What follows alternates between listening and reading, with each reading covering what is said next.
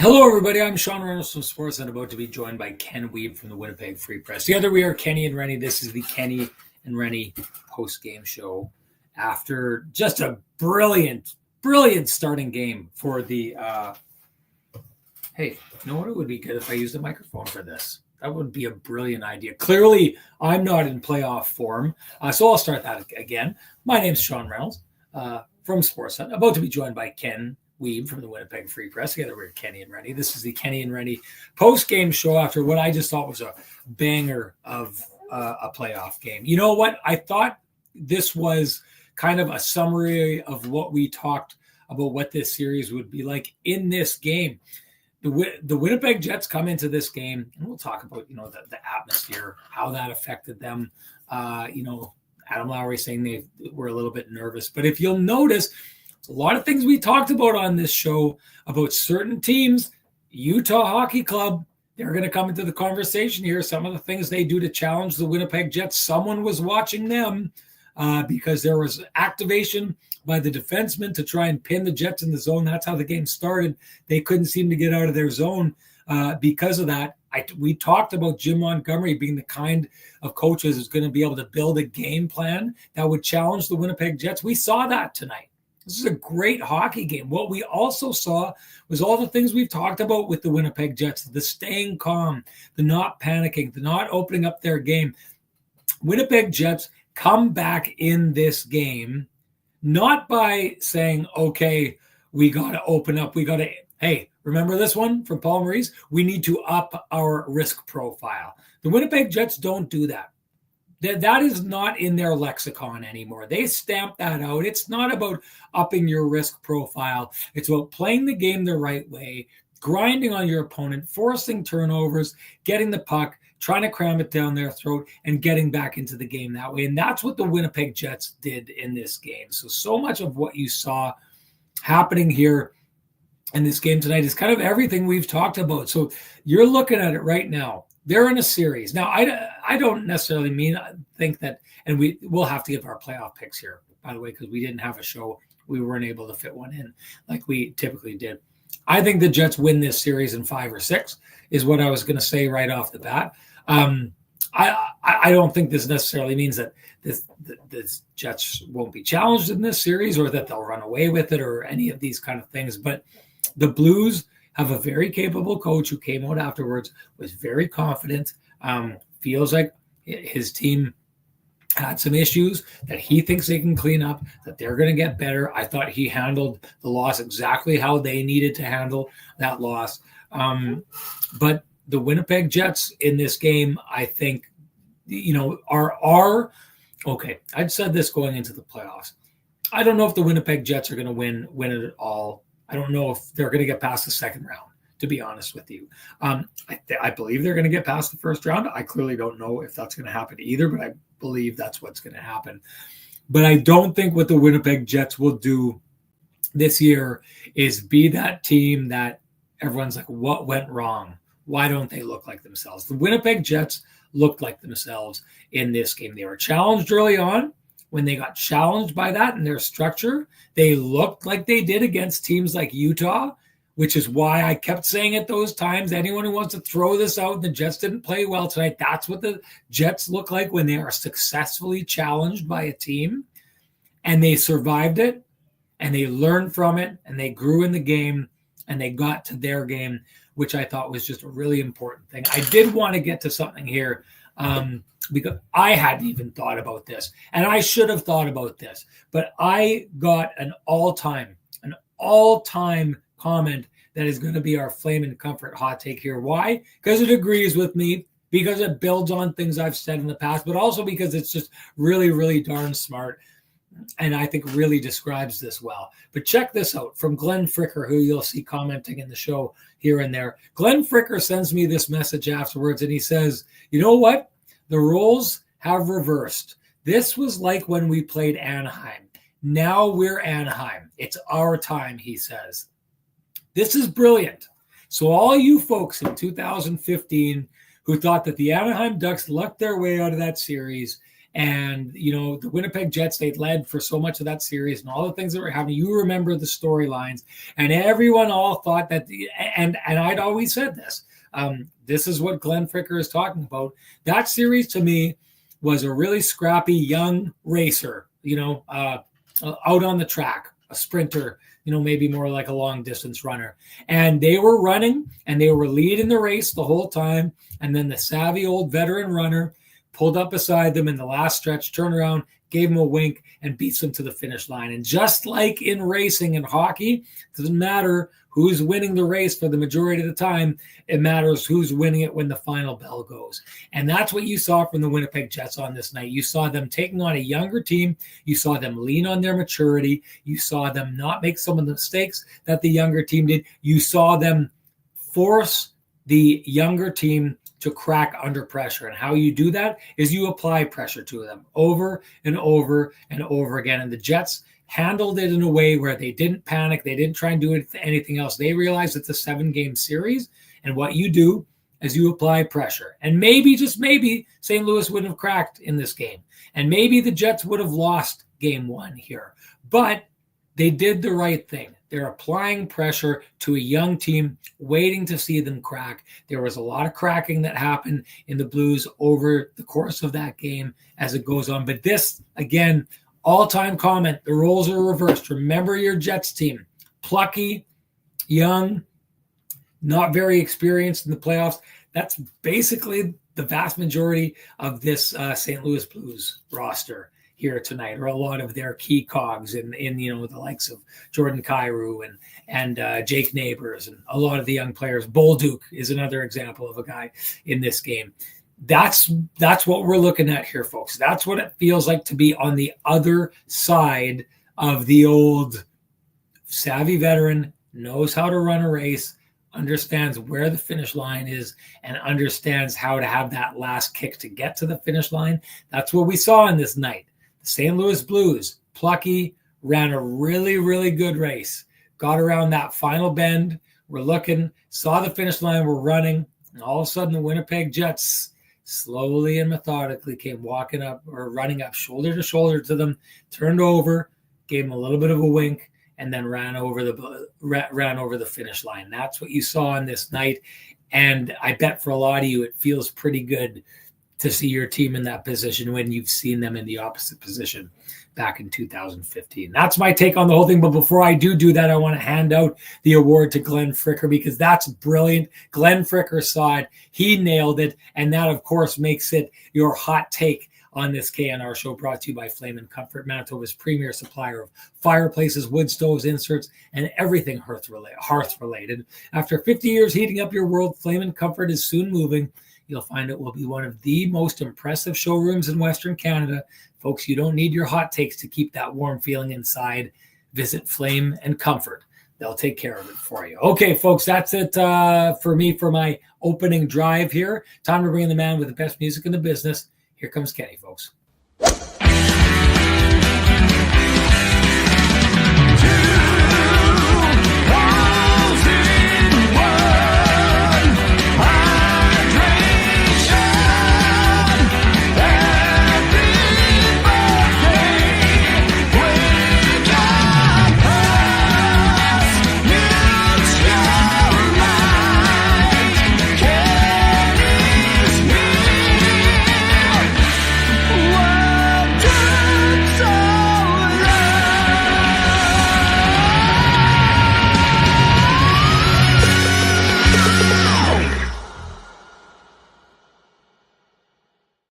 All right, Ken, it's a good thing you're here, because it sounds like I'm having mic issues going on here. I'll try and fix that as you hit the buffet.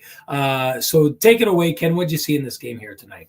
I think you should talk about our good-looking suits before we get. I'll do it when I get the we'll get it. Sorry, my apologies. Buffet time it is. Yes, thanks for your patience, folks. Entertaining game 1 here at Canada Life Center. Great atmosphere inside and out.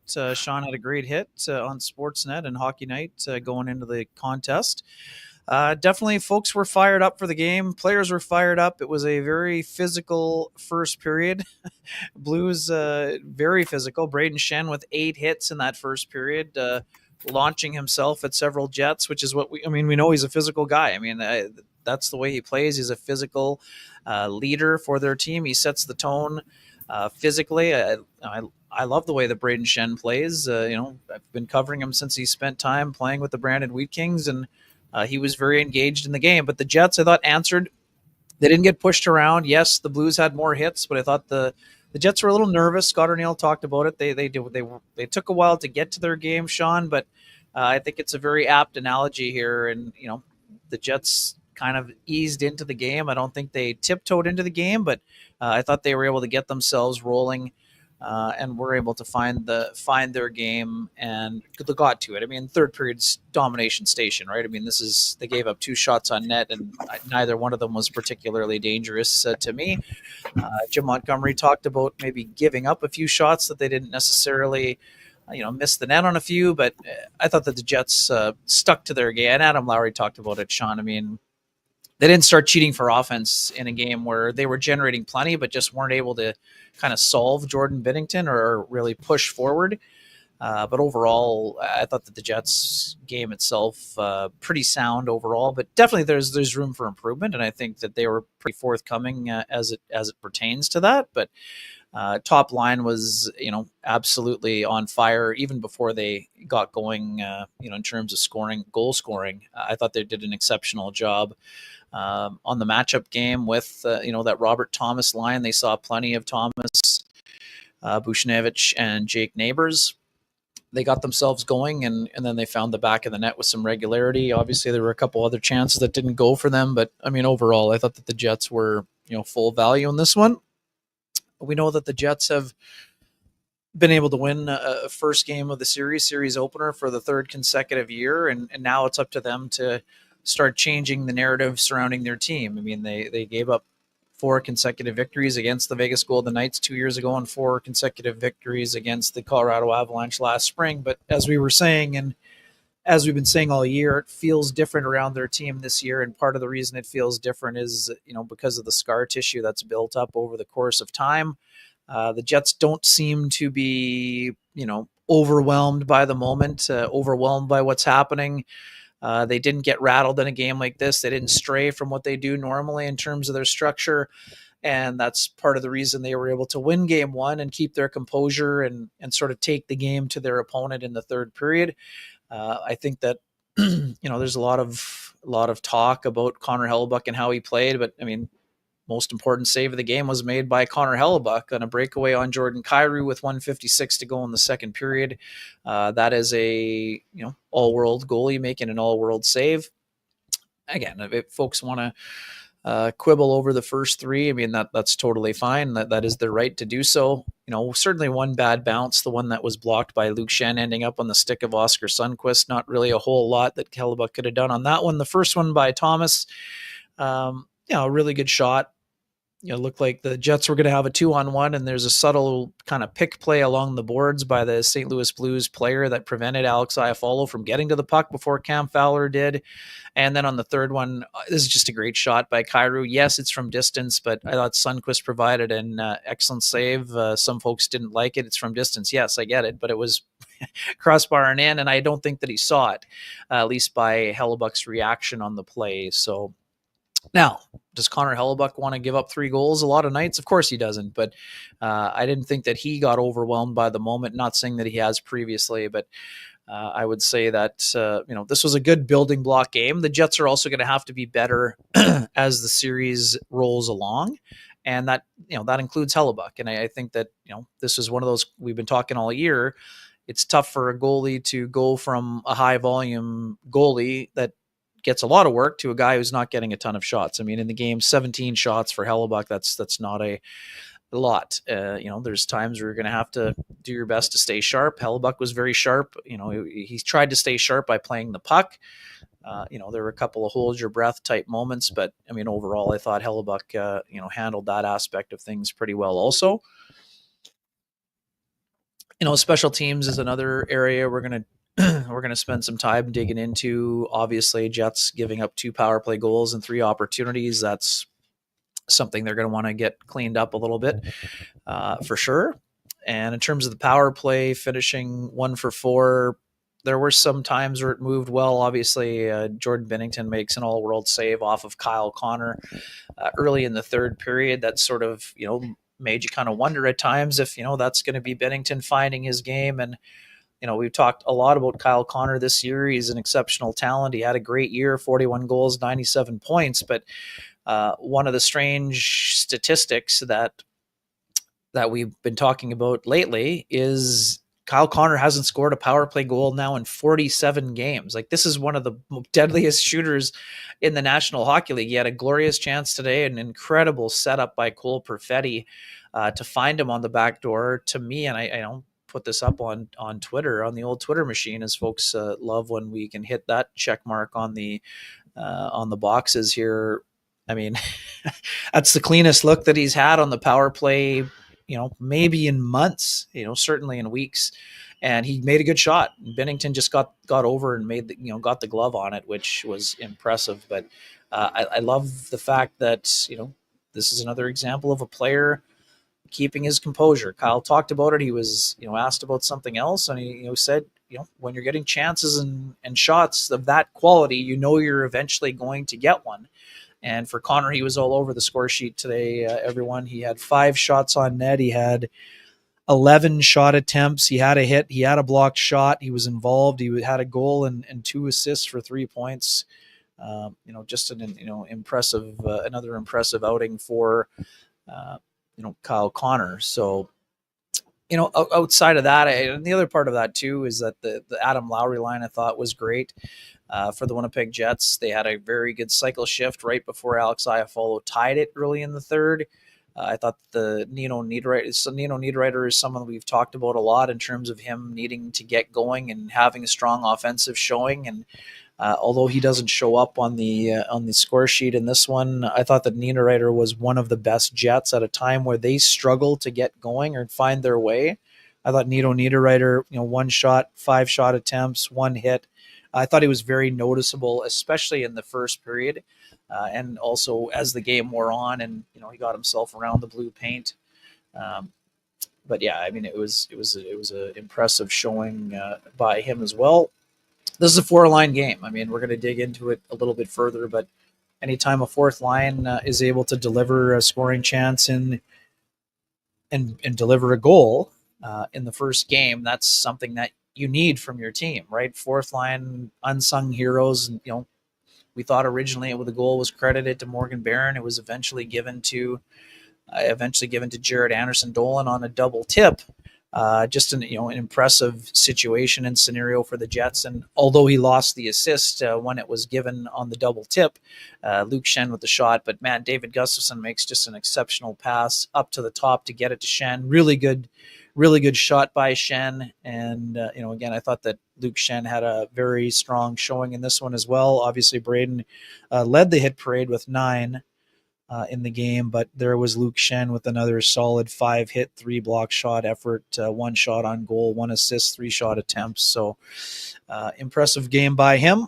We know this is the kind of game that Luke Schenn was acquired for, and those as they move forward along in these Stanley Cup playoffs. But yeah, all around, a pretty sound and solid effort by the Winnipeg Jets in this one.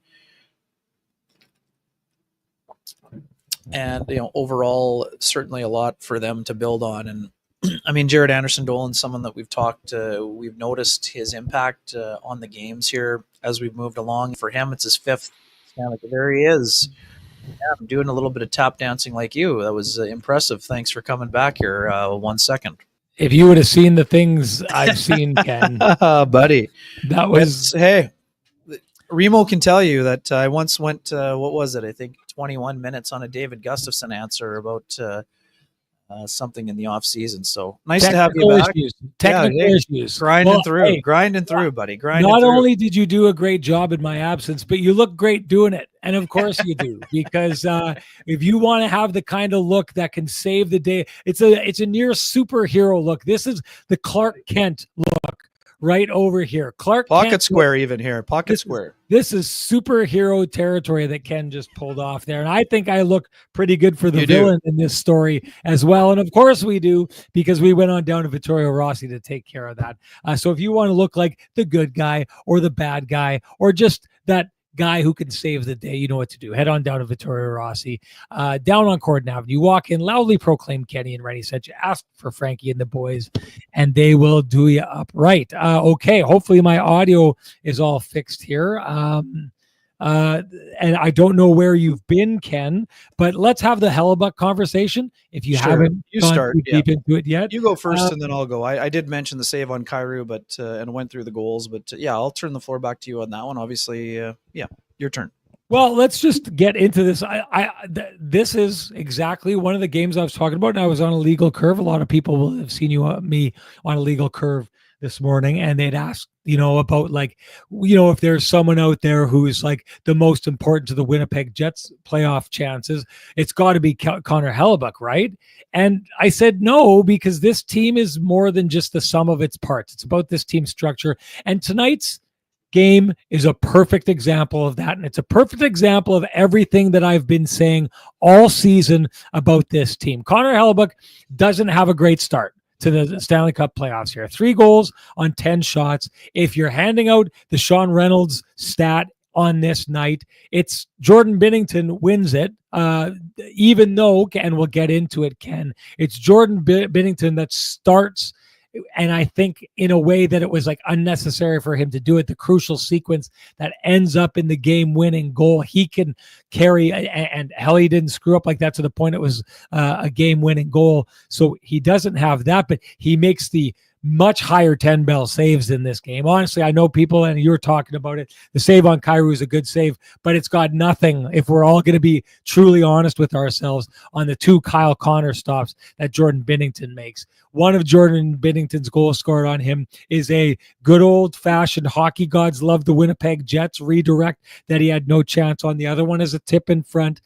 The goals that Connor Hellebuyck gets beat on, they're clean goals. It's him and a shooter, and he gets beat on those ones. This is not the best Connor Hellebuyck night. What I take away from this is the power of the Winnipeg Jets, and this is the point I was making the entire time when I talk about Connor Hellebuyck playing behind the Winnipeg Jets. The Jets went out on this night, and they said, you know what? Connor's not having the best night, so you know what? They're just not going to get chances on him anymore. And it's not that stark. Clearly, the Kyrou breakaway comes after that, and he makes that, so he doesn't allow that next goal that breaks this game wide open. But this is a night where Connor Hellebuyck talked about wanting a little bit more action by the end of that night. All the things that we said on this show, Connor Hellebuyck said it himself, chairman of the board. He was at some point in this night, because that's the power of this Winnipeg Jets team. They were in trouble. And I've said this before. I said it on a legal curve this morning. The Winnipeg Jets go out, and there's a lot of different ways they could win the game. For a lot of games this year, it's their power play. Their power play, which we'll talk about, Ken, is not what it was when both Ehlers and Velarde were in there. But the Jets have gone on and found different ways. Okay, we don't have that. Let's win the game this way. We don't have that. Let's win the game this way. Tonight, they said we don't have our Vezina goaltender being a Vezina goaltender. And so what we're going to do is we're just not going to let them have opportunities to score on Connor Hellebuyck anymore. Or if they do, they'll be few and far between, or they'll basically be nullified like it was in the third period. And that's exactly what they did in this game. The Winnipeg Jets don't win this because they've got the MVP, as the chants were saying, between the pipes in this game. They win it because when their superstar falters, they just make it so that it's impossible for him to fail fully and 100%, because they just don't give them access to that. I thought this is one of those situations where, Connor Hellebuyck, I've said this before, and I said it earlier on, because I was about to get on the show with the Illegal Curve boys, and as he had said, he gives them the advantage in the crease, and I'd said, people said that last year, and that didn't turn out to be the case. And the last time they played the Blues, people said that, and that didn't turn out to be the case. And it didn't turn out to be the case in most things. You've heard me say it before. Tonight is just another step in that direction. Playoff Connor Hellebuyck is a myth, but that doesn't mean that balloon isn't going to get popped at some point. And how you pop that balloon, if you're the Winnipeg Jets and your coaching staff and the players around him, when you know that he's the best goaltender in the NHL, is to say, in these moments when you falter, we're here and we've got you picked up. And so as people try to say, well, Connor Hellebuyck gives the win. John Shannon and I were on CJOB with Kelly Moore, and he'd said this, one of the reasons he thought Connor Hellebuyck should be the MVP is because Connor Hellebuyck allows the Jets to play like they're 10 feet tall, and you've got the confidence of them behind that.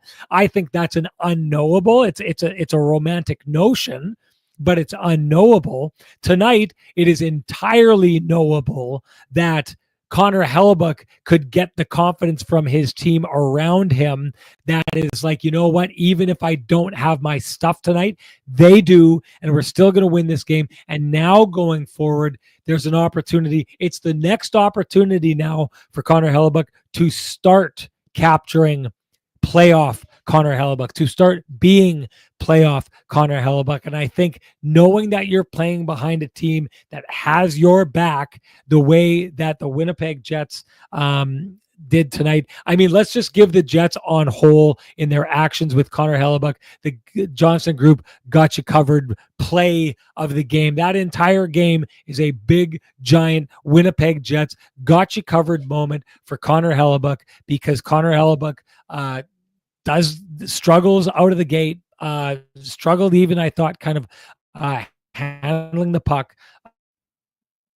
But I mean, like I said, on that breakaway, he's there when you need him. But all that said, this is a night that could have turned out really bad for the Winnipeg Jets, and it doesn't in the end, because they take and just do not allow it to be a night where Connor Hellebuyck ends up getting kept on the hook, because they just don't let that fourth goal in, because they don't allow the shots to get there. And hey, do you run a small business in Canada, folks? Look to Canada's #1 employee benefits plan, Chambers Plan, to give you a competitive edge. Chambers Plan is the simple, stable, smart choice for over 30,000 businesses countrywide. Visit chamberplan.ca to learn more. Ken, you weigh in on the whole thing. Yeah, I mean, I would just say this. I mean, I think that I said this before you got on. I mean, the Sundqvist goal, I don't really blame him. I mean, it's a blocked shot that ends up on the guy's stick on the doorstep. I wouldn't qualify that as a bad goal. And in terms, I don't think any of them were bad goals. No, fair, yeah. I mean, he's definitely screened by Sundqvist. I mean, he was definitely screened, I think, on the longer shot by Kyrou. And I would just say too, I mean, the breakaway save is sort of Hellebuyck already sort of trying to start erasing a tough start, like you said. Agreed. Not by giving up softies, but yeah, I mean, this was definitely, he wasn't at his sharpest, and I expect him to be better as the series goes on. And I didn't see him struggling for confidence, and he rarely lacks confidence, as we know. So I would say that I would expect Connor to be sharp in game 2, but he's going to have to be, because I think one of the things I said when you were gone, getting back after it, and Jim Montgomery was very calm. He expects the Jets or the Blues to be better as the series goes on, which means the Jets will need to play better. We're back in a similar situation as we've seen in 3 years. This is the third time the Jets have won game 1. Now they will start to try to chip away at the narrative that we've seen, where they've lost 4 in a row and had no answer. So they're going to need to keep elevating their game as the series rolls along, and that will apply to Connor as well. Running Man says 2 of our top players out and we still beat the Blues. Don't do the chest beating thing in a situation like this. Dylan Holloway is either their second or third highest scoring. They're missing guys too, folks.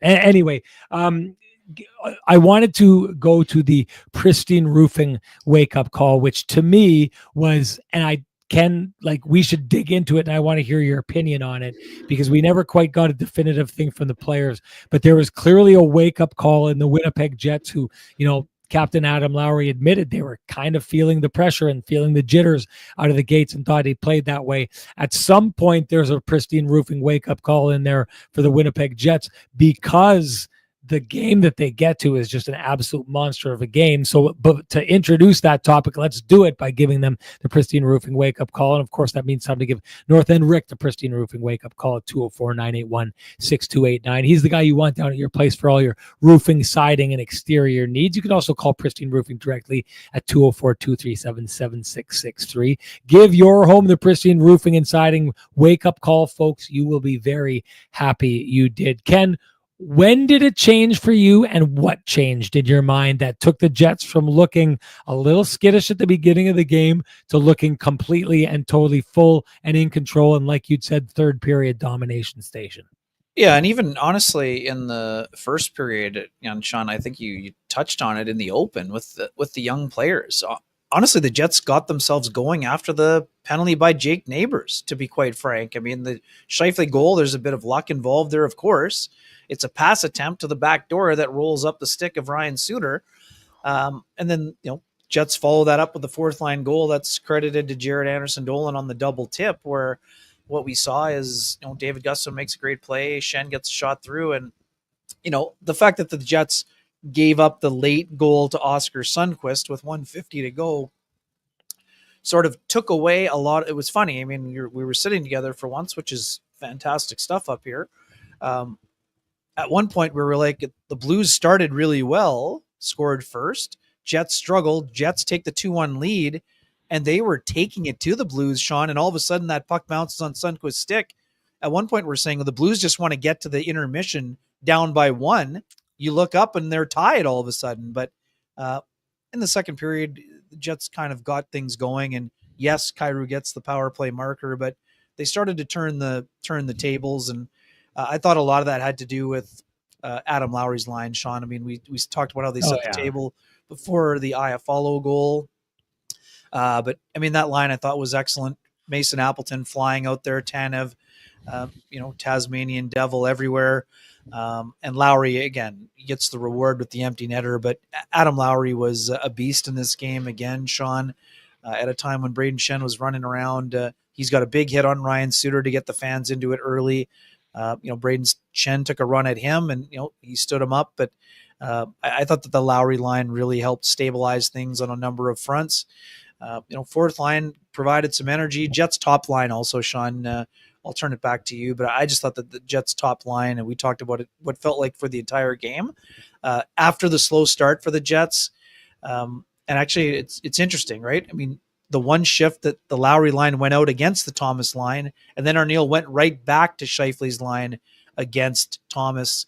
And then the Scheifele line started to have a clear advantage in terms of scoring chances, zone time, and all of those things. And it just seemed like a matter of time before that line was going to get on the board. And, at the end of the night, you look it down, and there's Scheifele and Connor with the goal and 2 helpers, Alex Iafallo with the tying goal. But I thought that line was really, really, really solid. And we know this, Sean. Connor and Scheifele need to be the best skaters in the series. And Robert Thomas is going to do everything in his power that that's not the case. But those two guys for the Jets, this is not a 2-man or a 1-man show, but the Jets top line was excellent in this game, and they had to be, and they're going to have to be for them to go on a deep run. And there's no doubt about that. So let's split the two up, and let's start, and I'll go back to the Lowry line. So Lowry's line was phenomenal this game, and at some point, I know he's not on that line anymore. We're going to have to talk about Nino, who may have been from start to finish. The bet. Okay, let's just go there. So if you talked about him, we don't have to, because in the end, his impact in the game, I thought, was just, he was the steady hand on the wheel while a lot of guys were jittery right off the top there. Start to finish, I thought the best Jet in the game, stuck with that the entirety of the game. I just thought he got into the other team's heads. But let's get to that third line. The third line, and you said it perfectly, on Alex Iafallo's tying goal in that game, that is all just the result of the third line going out there and absolutely grinding, getting the Blues on their heels, tiring them out, grinding them down, then getting off the ice and getting the Scheifele line out there, and them just continuing to roll. That is the third line at their absolute best, when they can go out and just basically dominate, set the blueprint, and then then that top line rolls out right on the coattails of that and continues that blueprint, but adds to it the skill that line has. They're just a deadly 1-2 punch, right? Like think of a boxer, and I won't even give, like whatever, if it's the really, really solid jab that sets up the overhand right hook, that's what we're seeing there. But you know what? You don't land that overhand right hook if you don't stun them with that really solid jab. And the Lowry line is the really solid jab that so often sets up the knockout blow for this Winnipeg Jets team. And they did it tonight. They were grinding. I got to give them that credit. And then to your point about the Scheifele line, this to me was Mark Scheifele. We've seen this before, Ken. This was 2018 playoff Mark Scheifele. 100%. That's what we saw tonight. And we've talked about this so long, and it really is crazy because 2018 Mark Scheifele should have been. Now, I don't want to diminish what he's done in the playoffs because he just set the franchise mark for the most points in the playoffs for an entire franchise. But 2018 Mark Scheifele should have been the first chapter in a story that by now had many, many, many chapters of playoff exploits that allowed us to talk about the story of Mark Scheifele as a playoff performer, and he kind of got lost. But we've always said that, and it's just like, Ken, when a lot of people on this show before Mark Scheifele signed his extension said, we got to move on from this guy and everything. And I remember saying on this show, careful what you wish for, because I'm telling you right now, we know what Mark Scheifele can be. Has he been that the last little while, and are there reasons to be frustrated? For sure there are, but you know what that ceiling is, and you know what he looks like when he gets to that ceiling, and it is an impressive hockey player. Since they re-signed him, that's what they've got from him. That's what he's been. We know inside of Mark Scheifele has been the kind of playoff performer that we saw here tonight, because we saw it in 2018. We saw it consistently in 2018. Now, he hasn't got back to it as often as you would have liked the player to do that, but no doubt about it, he got on it here tonight. I really thought that once he got his feet underneath him, because at the beginning of the game, when the Jets looked a little bit nervous, a little bit out of sorts, they were kind of some of the leading candidates as looking out of sorts. But once that line figured it out, Mark Scheifele was outstanding. And so is his first goal a little bit of a hand of God coming down and helping, redirect the puck in the net for the Winnipeg Jets? For sure it is. But the Alex Iafallo setup where he gets two guys to commit to him along the boards and button hooks, and what we're looking at here is a Denis Savard spinorama pass, except Denis Savard used to do it with lots of room and kind of know where he was going before he went there. Mark Scheifele does it with two guys essentially on his back in a tight space, in tight on the boards, and finds it right in a really tight spot. This is, to your point, beyond elite. Getting it over to Kyle Connor, setting it up for the one-timer. This is elite. The difference in this series, if the Jets will have it be this way, and this is how the Jets can win this series. There's a lot of ways they can win it.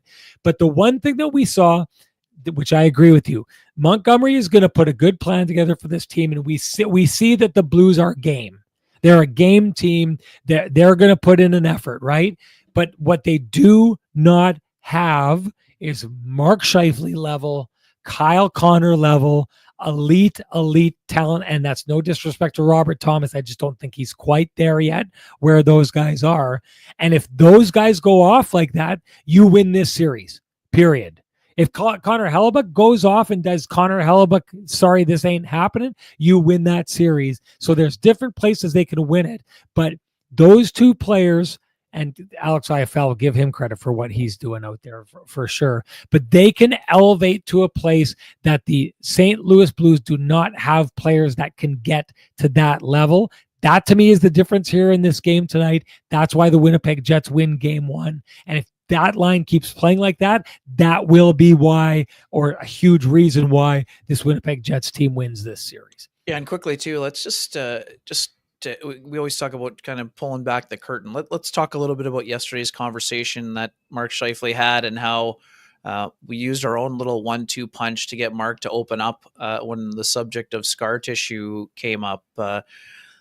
Just to set the scene here, I mean, Mark had been speaking for close to 4.5 minutes, I think, maybe 4 minutes, and Mark was very polite, but it felt like the engagement level seemed a little bit low, personally, and I think Mark was just more excited for the game itself and wasn't really all that interested in delving into any deep thoughts. I asked him about the value of experience, and he gave a pretty good answer, but you could tell there was a little bit more meat on the bone, and that's when my guy Renny here, threw the steak over the top into the dog pound, and Mark definitely took a bite out of it when he asked him directly about scar tissue, and I love the way that he answered the question. And Mark, he had been looking down for most of the interview. He perked right up and talked about how that the regeneration and what it meant, for the science nerds, which was, funny, showed a sense of humor out of the gate, and then really attacked it and, went back to junior. And the fact, Sean, I love the fact that he referenced Dale Hawerchuk, because we know what kind of impact Dale had on his life, on his career, everything about it. And the fact that Mark was thinking about Dale on the day before this important series was opening, that was a sign to me that Mark was in a perfect headspace to open up this series. I love the way that he attacked it. He talked about how losing was an opportunity for learning, and that is something that was instilled upon him at 17 years old. And hey, we've talked about it a lot. A lot of people wish the Jets had learned some of these lessons a little bit earlier on in the process, like 2019, 2020, but it's 2025 now, and it seems like the Jets are in a great place, and Scheifele as well is in that place. And part of that has to do with some of the heartache he's endured. The reason I was able to throw a big fat juicy steak over the fence to the dogs to feed on is because I used a Kenny Weebism. And Kenny basically butchered that steak for me, wrapped it up all nicely, tied it with some of that nice string when you go to the butcher shop, and then I got to unravel. But Ken had asked that question of Mark, and then I used Kenny, because you've heard Kenny use it on the show over and over again, talking about scar tissue and how he's thought of this. And so, like, I wanted to dig into that after, because I knew where Ken was going. And sometimes it's nice to just like build on top of things, especially if you know where a guy was going. And we throw in the question about the scar tissue. And I love the line that Ken was referring to when Mark had said about, for the science nerds out there, well, if you want to talk about scar tissue, it's the act of something coming back together. And that just, I thought, was such great imagery of the Winnipeg Jets getting knocked out of the playoffs last year, right? And there's a lot of teams that go through something like the Jets went through last year, and that rips them apart, and they never come back together. And that's the end of that team. And the story for that team is done. We talk about scar tissue because teams like the Colorado Avalanche, teams like the Tampa Bay Lightning got that scar tissue, and they used it and they won afterwards, right? Maybe even Vegas, you could talk about that for the most. Sure. And I mean, they lost to Montreal, and no one was expecting that to happen. And they thought that year was their year, right? But to be honest, the vast majority of teams that have upsetting situations like that, a lot of times they never recover again, right? So what happens is situations like that have the potential to rip you apart. And the Winnipeg Jets, clearly through the actions of this regular season, found a way to bring themselves back together. I thought that was just an absolutely phenomenal line. I don't think we need to dwell on that one any further. No, I do want to dwell on something, Ken. But before we do, I want you to give Sweet Lou a shout out. For folks who have realty needs you would like to have met, contact our main man, Lou Ferlin, at Royal LePage Dynamic Realty, 204-791-9971, or at the office, 204-989-5000. His email is lou@louferlin.ca. That's LOU@LOUFURLAN.ca.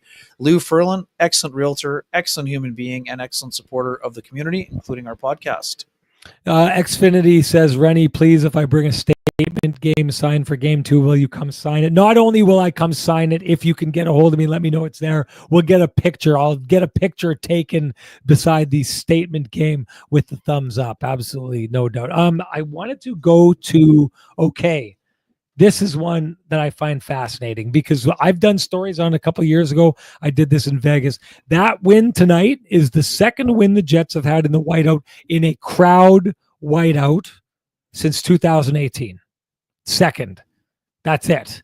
The Winnipeg Jets, for them, the whiteout has been Jets kryptonite, okay? And the admission by Adam Lowry that the crowd kind of got to them at the beginning and they were a little bit nervous out of the gates and they were struggling with it kind of led to something that I think, and I've had this idea before, I think the Winnipeg Jets in the past have been tight in front of the whiteout. I think that and this is no knock against Jets fans, this is about a team needing to learn how to play in front of something so spectacular. But a lot of teams that would be fed by the amazing spectacle and sound and overwhelming, nature of the whiteout has worked against the Jets in the past. And tonight it seemed like it was going to start to, and then at some point, Adam Lowry talked about it, it started fueling them. It started pushing them, right? When they scored, now they were getting pushed in the right direction. And I just wanted your thoughts, Ken, because this probably falls into the scar tissue conversation. The scar tissue that has come from letting your fans down in front of them over and over and over again, getting to a place where you're not getting tight in that situation, but that you're getting the boost from that situation. Yeah, it's interesting. I mean, obviously we know the results haven't been there for the Jets, and yeah, I mean, it's natural. I mean, Scott O'Neill actually went quite deep into it today, Sean. I mean, how sort of he felt like there have been times in the past, and even maybe in the first period today, where even the oohs and the ahs, and the chances that are not converted almost seem to, maybe cause a little bit of a squeezing of the stick. Maybe I think that was kind of what he was getting at, or that's how I interpreted the commentary anyway. But yeah, I mean, it's interesting. I mean, the results speak for themselves, and I'm not pretending that the Jets can just say, well, that the atmosphere is too rabid. They that's the reason. I'm not saying that's the reason that they've lost, but definitely there's always an element of wanting to play well in front of your home fan base. And yeah, I mean, they just haven't been good enough at home. And at the same time, this year, Sean, the Jets were getting back to being a dominant home ice hockey team, right? I mean, they were one of the best teams in the NHL this year. I think the LA Kings were the best, and the Jets maybe were second or third.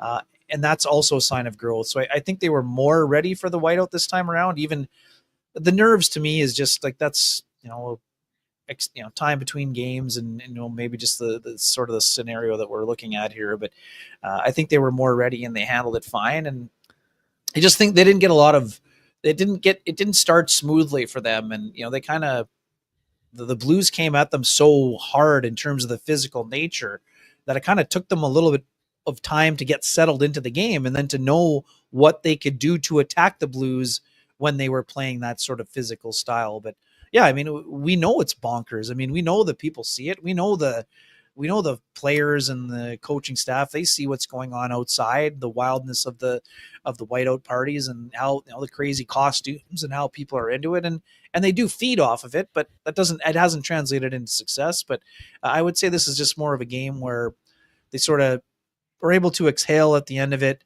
Not that they think it's going to be an easy ride, because it's not, but it feels like they'll be ready to roll. And I think that they will do a better job of imposing their style onto game two, if that makes sense. That's sort of how I'm viewing it anyway, even though we know there's going to be a push again from the Blues team that's, that is feisty and have been battling for 3 months. I mean, Sean, they had the same number of points as the Calgary Flames, but they got in because they went on a 12-game winning streak, basically. Yeah. That's how they got in.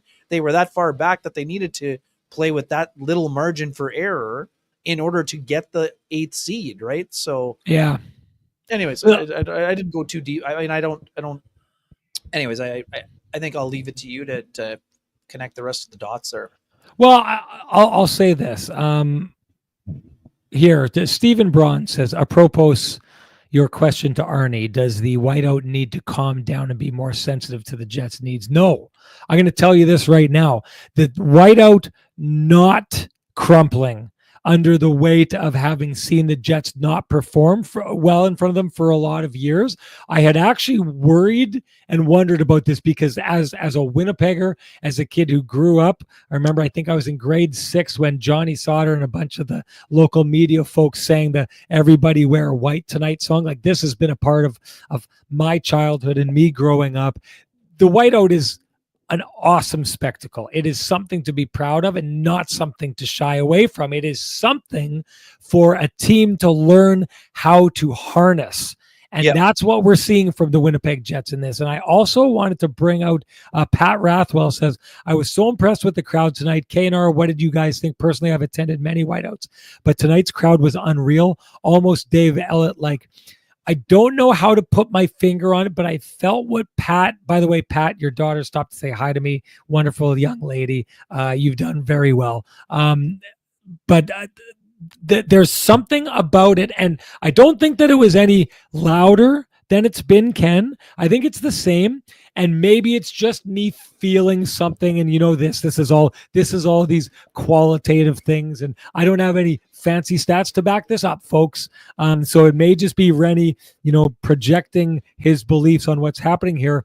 But something about that crowd felt more confident to me, Ken. Something about it. Go on. I think this sort of dates back to what we were talking about the other day, like in terms of the hoping that it goes well versus expecting it to go well. Yes. It's part of the belief, right? I mean, there's a belief there in the fan base because of the belief that the Jets have sort of, trickled down towards them, if you will. And just quickly, you were outside doing a hit there. Sarah and I did a quick lap like we normally do, and I'm glad we saw you out there also. But the costume creativity, just absolute bananas, right? I thought it was so creative. The number of things that we saw outside, somebody in like full KFC bucket gear, people, got the dresses, they got the overalls, like old school. Like, this started with the painter hat and the pom-poms in the 80s, Sean, right? So I thought that the way that the people embraced things, and again, for folks who see us out there when we're doing this, yes, come over, say hello. Take pictures, share your thoughts, all of the things. Nick Lynham, we saw out there, and he was up. Yeah, he was there, and someone was in from England that came to the game just for game 1 of the Stanley Cup playoffs. He introduced him to me outside, and these are incredible stories. The power of the power of sports is such an awesome thing to see. People just jazzed. I saw a couple buddies from my hometown that were in for the game, and they were all fired up for the game. And it's fun to see the festive kind of atmosphere. And yeah, the crowd was going wild in here today, and they're into it, which you should be into it. It's the playoffs. The Jets haven't had a deep run since 2018, and they're kind of starving for one, Sean, in a lot of ways. I feel like I had the plate and fork and knife stolen right out of my hand at the buffet there, but that's okay. Sorry.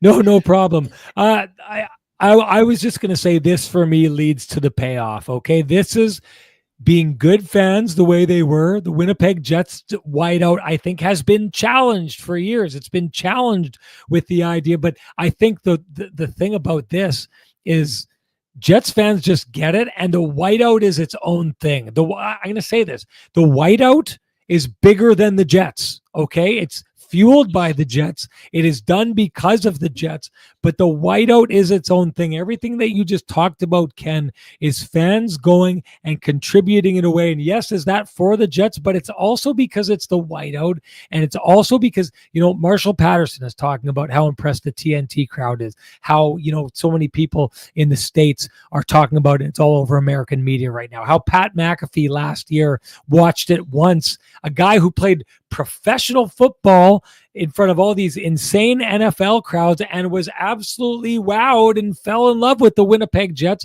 from just watching a crowd like this.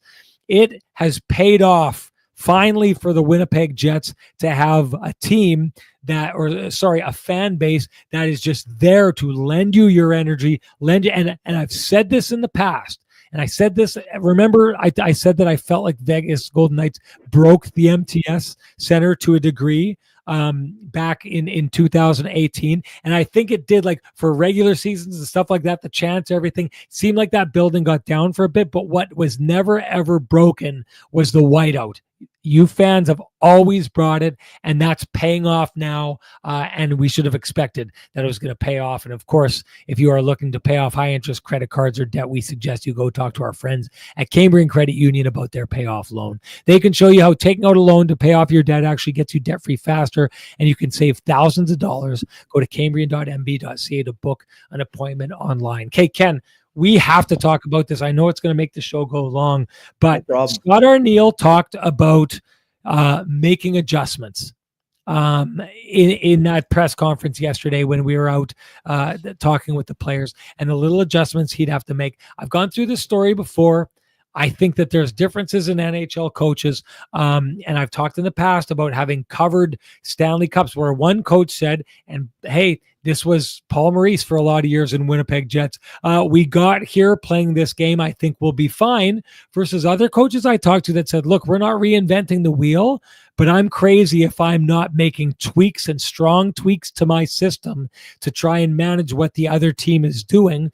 It's a way of saying, I think there's a lot of coaches that go out there and just say, no, we do this thing well, and we're just going to keep trying it and trying it and trying it. And a lot of those series end up looking like a team that just runs into a brick wall over and over again and is never ever able to get through or around that brick wall, right? Scott Arniel yesterday, when he said that, I know that I was talking with another journalist and he had wondered about Scott Arniel and if Scott Arniel was going to be the kind of coach that was going to make moves and kind of tweak things like Ken, like you and I know with absolute certainty, Jim Montgomery is going to do. We've seen him do it before.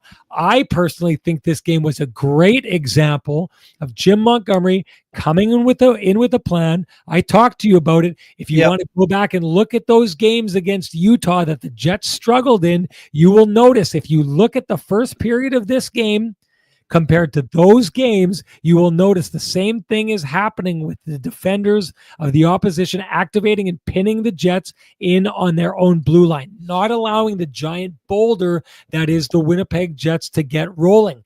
It threw the Jets for a loop in the first period, and then they started to figure things out. I don't think for a second that this had anything to do other than the fact that Scott Arniel went in and helped that team make adjustments. I know they said they got to their game. I think adjustments allowed them to get to their game. I want your take on Scott Arniel as a tactician and his ability to handle the changes and the challenges that come with playoff hockey. Yeah, I mean, we talked about this a lot this year, and I was around Scott Arniel when he was the head coach of the Manitoba Moose when they went all the way to Game 6 against the Hershey Bears in the Calder Cup final in 2009. He's been an associate coach with the team that went to the Stanley Cup final before losing to the LA Kings. He's been around the game for a long time, and he's been waiting for this forever, Sean. And, as much as he wanted to deflect and not talk about himself really a lot other than saying he was excited and didn't really want to get into much, he's been waiting for this for a very long time, and he's ready for his close-up. I mean, and he showed it today, and I think part of what you were saying was on display. I mean, I thought that there were times in the game where, he got the, he was on his game. There were offensive opportunities late in periods. There's Neil Pionk going over the boards with Josh Morrissey, loading up your offensive guys on the back end. There's opportunities where, face off in the offensive zone. There goes Mark Scheifele. Jim Montgomery tries to get his top line out against the third D pairing. Well, that means he's answering Scheifele's line against the fourth line of the Blues. Like, there was a lot. The chess match was definitely underway. It's not a hard match, and some of it is by feel, but he was pushing a lot of the right buttons when it came to knowing who was going in the game early. Like you talked about Niederreiter, knowing he was involved and relaxed because he's a guy who's been in the playoffs a ton. That's good coaching, getting those guys out. Vladislav Nemestikov is fired up and ready to roll. Cole Perfetti played great. But yeah, I mean, I think that the Jets, the other part too, Sean, and we talked about it throughout the course of the game. The Jets struggled to get their forecheck going in the first period. They had some good cycle shifts, but they weren't creating the chaos. And we know this. Jordan Binnington is one of the best puck handling goaltenders in the National Hockey League, if not the best. So if you just dump it in casually behind the net, you're not going to get the forecheck going because Binnington is going to find a defenseman and the puck is going to be going north and you're going to start chasing your opponent. So I thought that was another thing the Jets got going. And part of that is from, smarter dump ins and when they're attacking and where they're attacking from. But yeah, I mean, I thought that Scott O'Neill handled his bench very well. Wasn't incredibly taxing. He made it a 4-line game and, did a really good job. Yeah, there's Josh Morrissey, 23-50. Dylan Sandberg, a couple times, a little bit of bad bouncing. Maybe the Kyrou gets behind him, but overall, I thought that O'Neill did a great job in his first game as an NHL head coach in the playoffs. I mean, he's going to have to continue to get better and better as the playoffs go on, but I thought he definitely did his job efficiently and effectively in this game. And Scott's a guy that loves the matchup game. Sean, he loves to, do things. I mean, I don't think we're going to see a scenario where, I mean, one of the things we've often talked about, that Dallas-St. Louis series, there were a lot of scenarios where there were players coming in and out of the lineup, and whoever came into the lineup seemed to have a massive moment, whether it was a goal or an assist or a big hit or a big block shot on a penalty kill. But to me, I think Scott is a guy who's going to be able to adapt, and he spoke openly about it yesterday or on Friday, like saying that you have to make adjustments, and what is the plan today may not be the plan tomorrow. And again, the Jets are going to want to be digging in on the penalty kill, right? I mean, the penalty kill gave up 2 goals and 3 opportunities. 5-on-5, Sean, we talked again. Jets did a great job 5-on-5 for the most part. They only gave up 4 high danger chances in the entire game at 5-on-5. So, yeah, again, all to say, long-winded way of saying I thought that Scott did have an impact on the game. And we know that Jim Montgomery is a tactician also, and these guys know each other. I mean, for those who don't know, Jim was a center with the Manitoba Moose for part of a season, and Scott O'Neill was the assistant coach. These guys are familiar with one another. There's a respect there, and again, both guys want to win the series, so that the friendship's on hold until the playoffs are over. Yeah. By the way, someone had said here, Roy Mack said Monty was sour tonight. That's called going full Monty, is what that's called. I actually we've seen this movie. Yeah, you know what? I actually really enjoy Monty's press conferences because it's kind of like, doing your job while trying to solve a Rubik's Cube to get him to say more than like 7 words, right? So like there was one that I asked him a question and he gave about like a 6-word answer. And then he took a little pause and I thought, well, that's it. And then he kind of expanded on it and went a little bit deeper into it. And I said, okay, I pulled it off. I actually did it because otherwise I was just going to have to like keep asking and asking and asking until I got something. But, how Ken and I feel about this. We've talked on this show. Listen, I said this to Ken at some point. Take a look at that St. Louis Blues team. Maybe you guys don't take a look at like opposition as deep as, and I don't mean that in any kind of way. Like some people are really focused on the Jets. Some people get focused around the league. Ken and I have to focus around the league. But the St. Louis Blues that started this year compared to the team that you saw going tonight are 2 entirely different teams. If I'm the owner of the St. Louis Blues or in any way associated with that franchise, and I see what the St. Louis Blues are now compared to what they were at the beginning of the year, I am beyond impressed with what Jim Montgomery did. That team is something else. I think he's got his hands full in this series. I think, and we didn't even really get to talk about it, Ken, but like a lot of young players made young mistakes, stupid penalties, killing momentum. I almost thought, Ken, they're too young to be doing it to be disrespectful, but it's almost disrespectful. I thought it felt like poking the bear. They were doing well against the Jets, and we know that the Jets are a monster. And then some of the young guys on their team went out and took these really silly penalties, and it's like he was sleeping. Leave him alone. You know what it reminds me of? I always say this. A couple of years back when Nashville was in the Stanley Cup final and the first couple of games, Nashville was doing really well. Sidney Crosby was kind of asleep in that series. And then he went and he did the whole thing where he went after him. And then he went after him in the media afterwards and said the whole thing about the Listerine because he said I had bad breath or something like that. And he kind of turned it into something. And then what ended up happening? Sidney Crosby didn't say anything in the media. He went out and torched that team after that and went and won a Stanley Cup. And if that doesn't teach you, leave the sleeping giant alone, I don't know what does. The young guys on the St. Louis Blues did not leave the sleeping giant alone in this game. And it's one of the reasons that the momentum halted for them. And then once the Jets, they're just too good at capturing momentum. And when they do, they don't give it up, right? The Blues very casually gave away momentum in this game. Those are learning lessons. Jim Montgomery talked about, this team's going to have to learn to go forward in the playoffs, Ken. I just don't think they're going to be able to learn those lessons fast enough to catch the Jets in a tough spot. Anyways, we should get to our awards. Let's start off with the lamplighter of the game. What do you got? Yeah, it's got to be the Connor GWG. I mean, this is on a night where Mark Scheifele struggled quite a bit in the face-off circle, Sean. And I know that we also, again, we discussed a lot of things today, but this icing starts from a mishandled play, Bennington to the defenseman, and there was some panic and they iced the puck. And what happens? The Jets throw over their top line over the boards on a night where Mark Scheifele only finished 40% in the face-off circle. He goes out and wins the offensive zone draw. And, yes, winger win, that's true. But when Mark got the puck in the offensive zone and started to survey where to go, he knew exactly where to find Kyle Connor. And he knew that if it was on the tape in his wheelhouse, it would be buried by Kyle Connor. And there was Kyle Connor delivering, in a period where he had been robbed earlier. And as mentioned, 5 shots on net, 11 shot attempts. This was basically Kyle Connor keeping, this is shooter keeps shooting, and all of a sudden it finds the back of the net. And what we know about Kyle Connor, he's a dangerous marksman.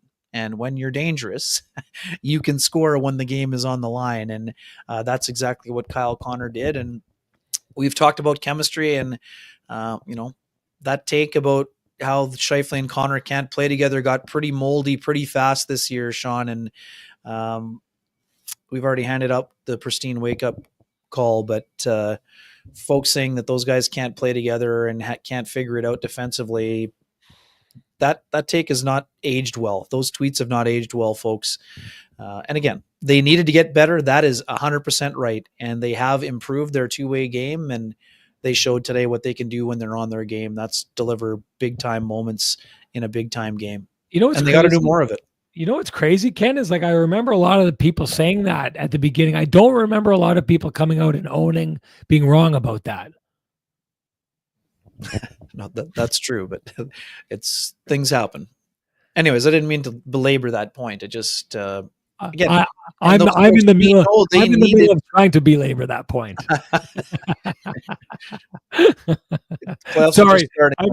Sorry, I like making fun of the folks who very strongly turn and say this is the way it is, and all these people, what the heck are they doing? They don't know what they're doing. And then when kind of the things tilts in the opposite direction, they're not able to stand up and be like, "Okay, yeah, I got that one wrong." It's okay. It's okay to be wrong.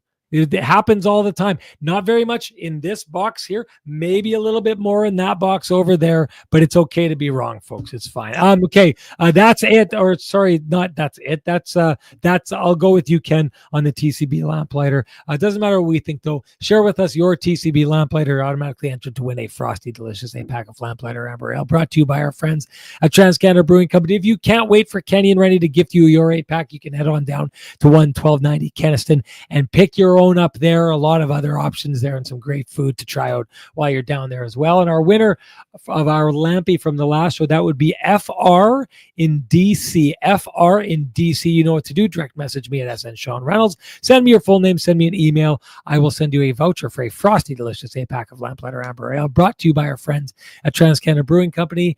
It is, folks, the nectar of the gods. And that brings us to the keg save of the game. Ken, what do you got?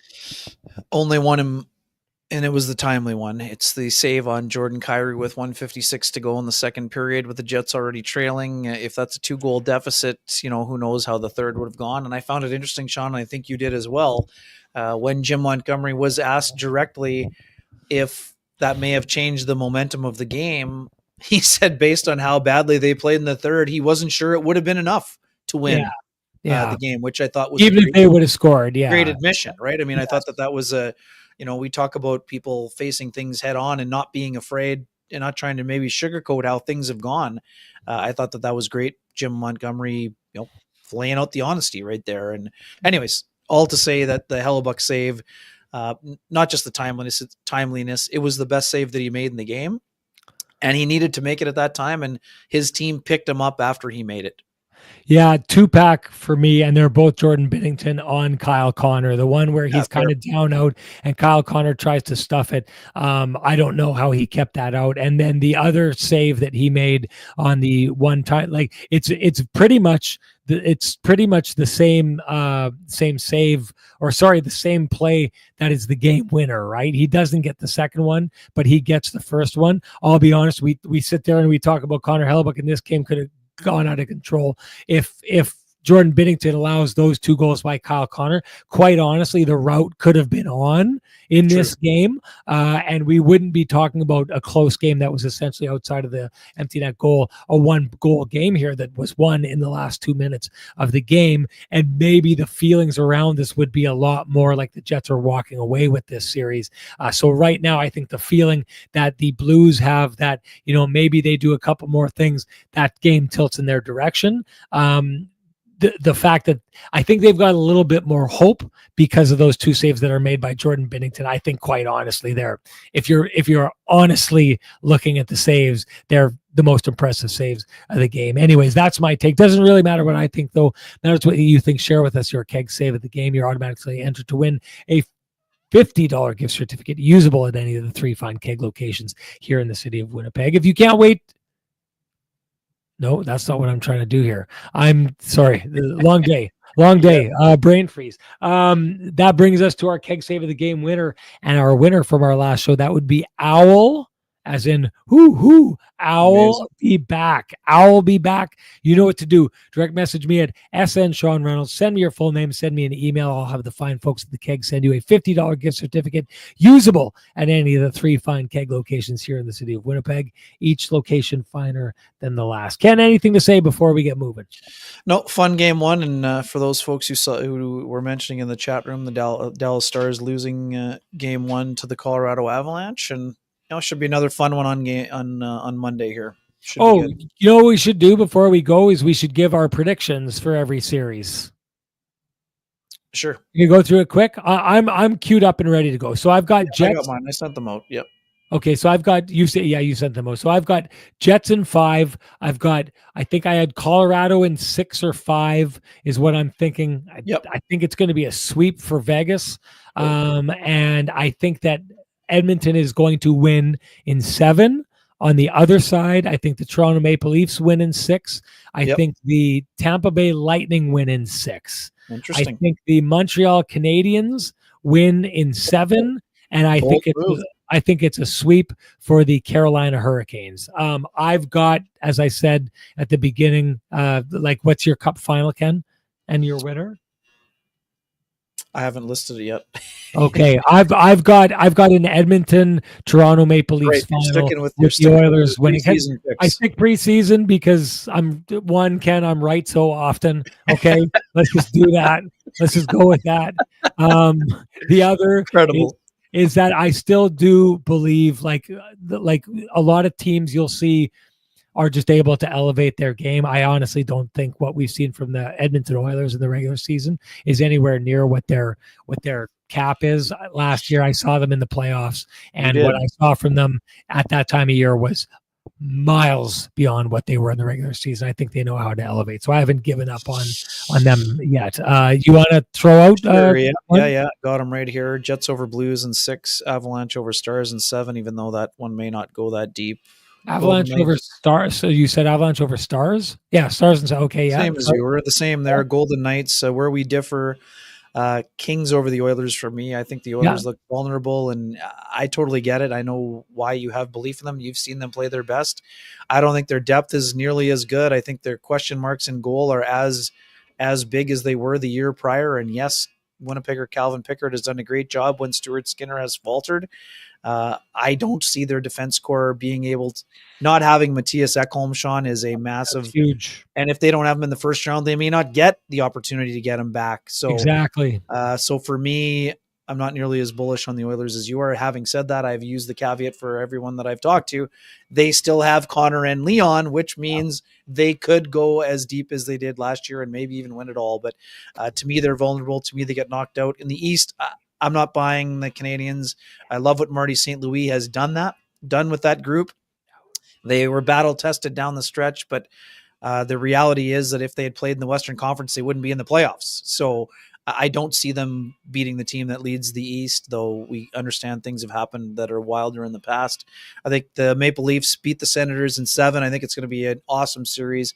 I have Panthers over Lightning, but by the razor thinnest of margins, and I could easily see Vasilevsky being a difference maker in that series. But I think that the championship pedigree of the Panthers will show in that series as well, even though we know the Lightning made some great moves down the stretch. Well, and also have a championship pedigree.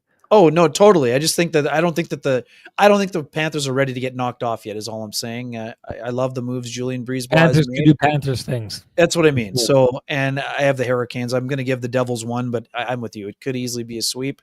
I can't stick with my preseason predictions. I had the Stars winning the Stanley Cup after getting past Vegas in the conference final. I don't see Dallas getting out of the first round, so I will not be picking them. To be honest, I haven't made a firm choice. I'm sort of waffling between Winnipeg and Vegas for the Western Conference final, quite frankly. I think the Hurricanes are the team that probably comes out of the East because they'll have an easier pathway. Though at the same time, if they're playing Florida or Tampa, I wouldn't be confident in them winning the East either. So I just don't think they get past the conference final. I don't think they have the like this series. They haven't scored enough. Yeah, I just don't think they have the horses to beat either one of the three of Toronto or Tampa or Florida. And to be honest, I just wanted to make this clear. This is a year that if the Toronto Maple Leafs won the Stanley Cup, or the Tampa Bay Lightning won the Stanley Cup, or the Florida Panthers won the Stanley Cup, or the Winnipeg Jets, or probably not the Dallas Stars anymore, but hey, I've seen them snap to it before. The Dallas Stars, the Colorado Avalanche, the Edmonton Oilers, or the Vegas Golden Knights. There's 8 teams right now that if they won the Cup, I would not be one bit surprised. I actually think this may be one of the stiffest playoff years that we have ever seen before, with just a whole host of extremely capable teams that could end up pulling this out. It's a fascinating year. Whoever the winner of this season is going to of this Stanley Cup is going to be, it will have been earned. And let me say this: if the Winnipeg Jets go on to win the Stanley Cup, given the fact that it would be over a field like this and they won the President's Trophy this season, it would be, and I'm saying it right now, one of the most impressive seasons any hockey team has ever had. Period. Full stop. Leave it at that. Yeah. You know what? I've been waffling all show. Honestly, I think the Jets are going to win the Cup and be the first Canadian team to do it since '93. There you go. I'm not saying that with an inordinate amount of confidence, but I am going to just put it on the record just in case it happens to happen, because we've talked about scar tissue. I think this group is ready to take the next step. Now, again, they could lose in the second round to Colorado if that's who makes it. But I think this team has what it takes to get over the top, and now it's up to them to show it. And if they don't, you will all have the receipts that I went out on a limb here, and maybe wrong. I mean, that's part of the beauty of sports, and the beauty of predictions. If you're wrong, you get to make them again. Yeah, just to play the heel and the Renny's devil's advocate in this show. I don't think the Jets get past Colorado in the second round. I will say this though, Ken, if they do go on to win the Cup, that will be the book that Ken Wiebe writes, because the story of the Winnipeg Jets and the heartbreak of last season and the striking out in the offseason and the doubling down on the players that I've said this before, not misfits. What did I call a number of the cast-offs?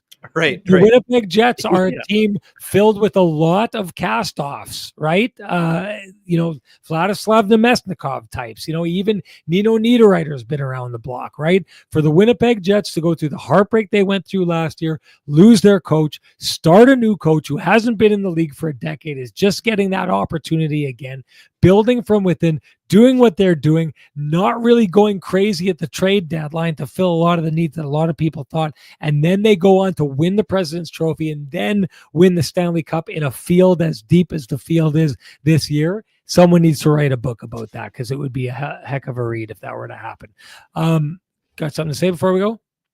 All right. Nope. That's it for us. Man, isn't playoff hockey fun, folks? And we're so happy that you came along for the ride with us. We hope you continue to do so throughout the playoffs as long as it lasts. If it lasts as long as Ken thinks, we're going to have a lot of shows ahead of us here, folks, and we couldn't be any happier if that ends up being the case. We'll say this, as we're along for that ride, so too are our sponsors who fight to keep the conversation going in that space. We'd like to thank them for that and implore for you to appreciate them and to support our sponsors. That's Vittorio Rossi, Cambridge Credit Union, Pristine Roofing, Sweet Lou Ferlin, Flame and Comfort, the Johnson Group, the Kenny and Renny OGs, TransCanada Brewing Company, and of course the Keg. Thank you to them. Thank you to all of you folks. We will pick it up and do it all over again after game 2 on Monday. Talk to you then. Bye-bye.